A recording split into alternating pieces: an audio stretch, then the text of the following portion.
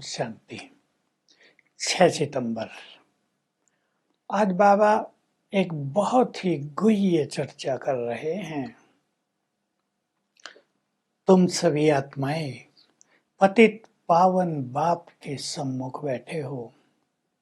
तुम मुझे बुलाते थे, हे दुखहर्ता सुख करता, हे पतितों को पावन बनाने वाले, आओ।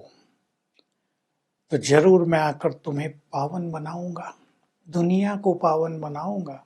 पतित दुनिया विनाश होगी। तो आज स्थापना और विनाश पे बहुत अच्छी चर्चा है।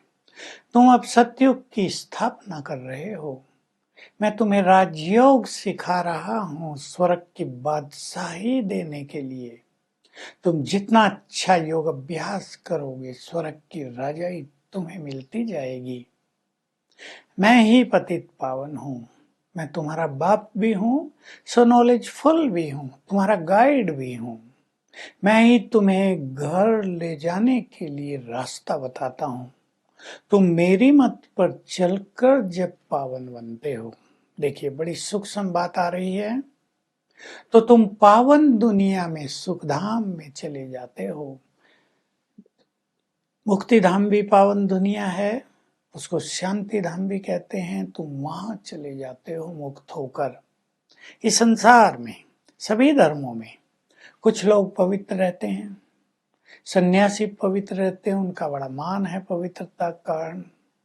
क्रिश्चियन धर्म में भी कुछ लोग पवित्र रहते हैं, मुस्लिम धर्म में भी कुछ लोग पवित्र रहते हैं, पारसियों में तो पवित्र रहने की एक प्रथा ही है। लेकिन वो अपनी मत पर चलकर पवित्र बनते हैं। मेरी मत पर चलकर जब तक कोई पवित्र न बनाओ, पवित्र दुनिया में या पवित्र घर में नहीं जा सकता। ये है रहस्य। क्योंकि भगवान जब मत देते हैं, उससे विकर्म विनाश होते हैं। आत्मा संपूर्ण रूप से मन से, बुद्धि से, संस्कारों से पावन बन जाती है। और लोग जो पवित्र बनते हैं, वो अपनी वासनाओं को दबा देते हैं। उन्हें पवित्रता का सुख कम मिलता है। उनकी पवित्रता संसार को बल तो देती है, लेकिन जब भगवान आकर पवित्र बनाते हैं तो वो संसार को ही बदल देती है पवित्रता। तो भगवान की मत पर चलकर पावन बनना, इसका बड़ा महत्व है। तुम सतयुग की स्थापना कर रहे हो। कुछ आत्माएं तो अभी भी परम धाम से आ रही हैं। जैसे तुम सुख धाम में लंबा समय रहे, ये आत्माएं परम धाम में लंबा समय रही। एक ही जन्म में सतो प्रधान से तमो प्रधान तक की स्थिति में पहुंच जाते हैं। तुम पावन बन रहे हो और सतयुगी दुनिया की स्थापना हो रही है। पावन दुनिया आएगी। लोग सोचते हैं वहां संतान कैसे उत्पन्न होगी। सतयुग में सभी निर्विकारी होते हैं। संतान भी योग बल से पैदा होती हैं। वहां देवताएं भी थोड़े होते हैं, तो जीव जंतु पशु पक्षी भी थोड़े होते हैं। ऐसा नहीं कि जंगल बहुत हैं तो पशु पक्षी जीव जंतु ज्यादा होंगे, सब थोड़े होंगे। त्रेता में भी भले ही 14 कला रह जाती हैं, लेकिन संतान योग बल से ही पैदा होती है। इसलिए उनको भगवान श्री राम और भगवती सीता देवी कहते हैं। वो भी पावन आत्माएं हैं। तो तुम अब पावन दुनिया की स्थापना कर रहे हो। तो पतित दुनिया का विनाश तो स्वतः ही होना है। अब दूसरे राज भरी बात आ रही है। मैं स्वर्ग की स्थापना कर रहा हूं और मैंने इस सारी सृष्टि पर अविनाशी रुद्र गीता ज्ञान यज्ञ रचा है।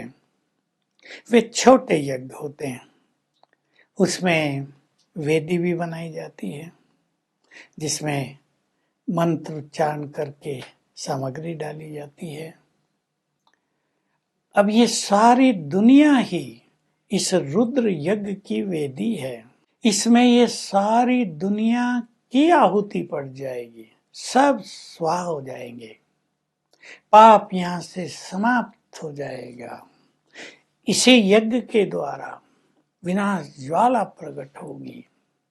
और स्वर्ग की स्थापना भी होगी। तुम इससे ज्ञान ले रहे हो, ज्ञान और योग से स्वर्ग की स्थापना, और इस यज्ञ से जो विनाश वाला प्रकट होगी उससे सब कुछ खलास हो जाएगा। सब कुछ खत्म तो होना ही चाहिए, क्योंकि वहां केवल पावन आत्माएं रहेंगी।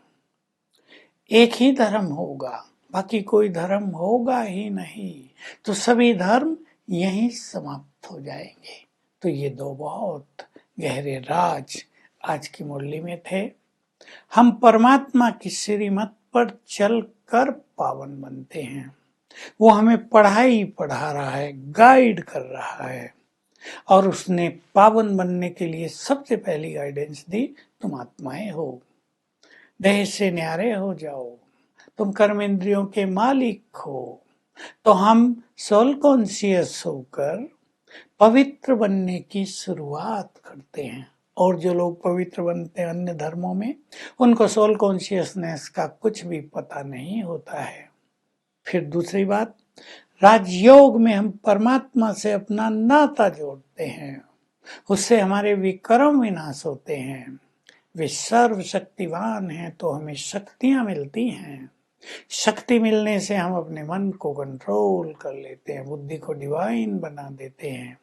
हमें ज्ञान मिल जाता है, जिससे बुद्धि ज्ञान से भरपूर होकर हमारी पारस बुद्धि बन जाती है। तो इन तीन चीजों के कारण हमारी प्योरिटी अन्य आत्माओं की प्योरिटी से बिल्कुल भिन्न है। इसलिए हम आत्माओं को पावन दुनिया में बाबा ले जाते हैं, और वो आत्माएं अपने अपने धर्मों में उच्च पद पाती रहती हैं। क्योंकि जिस धर्म में जो भी मनुष्य पवित्र बनेगा, ब्रह्मचर्य पालन करेगा, उसका उस धर्म में बहुत महत्व हो जाता है, और वो अगले जन्म में फिर उच्च पद प्राप्त कर लेते हैं। सन्यासियों की बाबा महिमा करते हैं कि उनकी प्योरिटी भारत के लिए बहुत बड़ा सपोर्ट होती है, लेकिन देह छोड़ने के बाद उन्हें फिर से गृहस्थियों के घर ही जन्म लेना होता है। वो वापिस नहीं जा सकते मुक्ति धाम में, जो ये कह देते हैं। शिवानंद उस टाइम बड़े गुरु थे, सन्यासी थे, उनकी मृत्यु हुई थी, तो ऐसे नहीं कहेंगे कि शिवानंद निर्वाण धाम में चले गए या ज्योति ज्योत समा गए। उनका पुनर्जन्म हो जाता है, और जन्म लेकर फिर वो संन्यास लेकर कोई बड़ा कार्य करते हैं। वरदान है, सदा पुण्य का खाता जमा करने वाले और कराने वाले मास्टर शिक्षक भव। तो हमें पुण्य आत्मा बनाया है परम शिक्षक परमात्मा ने, उसकी याद रहेगी तो हम भी पुण्य करते चलेंगे। और हम भी मास्टर शिक्षक हैं, हमें ये याद रहेगा तो हमें पुण्य कर्म करने की प्रेरणा आती रहेगी। हम पुण्य आत्माएं हैं, इसलिए सूक्ष्म से सूक्ष्म पाप से भी हम मुक्त रहते हैं। हमें ध्यान देना है कोई भी ऐसा पाप कर्म हमसे न हो। स्लोगन है, संगठन के महत्व को जानने वाले संगठन में ही अपनी सेफ्टी अनुभव करते हैं। पवित्र आत्माओं के लिए तो विशेष रूप से संगठन बहुत अच्छी चीज है, सेफ रहते हैं। तो आज का हमारा अभ्यास होगा, मैं परम पवित्र आत्मा हूँ, पवित्रता का फरिश्ता हूँ या पवित्रता की देवी हूँ, और बाबा से पवित्रता के सागर से पवित्र किरणें मुझे मिल रही हैं। गोल्डन किरणें संसार में फैल रही हैं और इस दुनिया को पावन कर रही हैं। कम से कम 5 बार बहुत अच्छी तरह ये अभ्यास करेंगे। Om Shanti. To watch Peace of Mind channel videos on YouTube, subscribe us on youtube.com/tvpeaceofmind. Just a click for a peaceful life.